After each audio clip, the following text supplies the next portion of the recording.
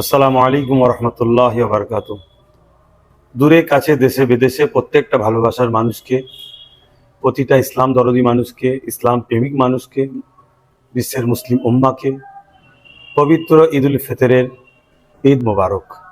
আলহামদুলিল্লাহ, এক মাস রমজান মাসের রোজা রাখার পর মহান রব্বুল আলমিনের পক্ষ থেকে আমরা ঈদ উল ফিতর যে পেয়েছি, সেই নিয়ামতপূর্ণ ঈদ আগামীকাল ইনশাল্লাহ আমরা সকলে আল্লাহর খুশির জন্যে ঈদগাতে যাব, দূরে কাজ ওয়াজিব নামাজ আদায় করব, বিশ্ব কল্যাণের জন্য দোয়া কামনা করব।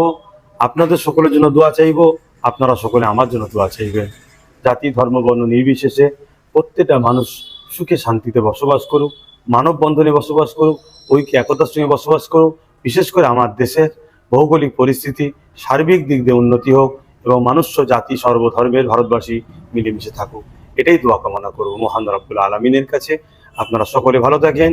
সকলকে আরও একবার ঈদ উল ফিতরের ঈদ মুবারকবাদ জানাই।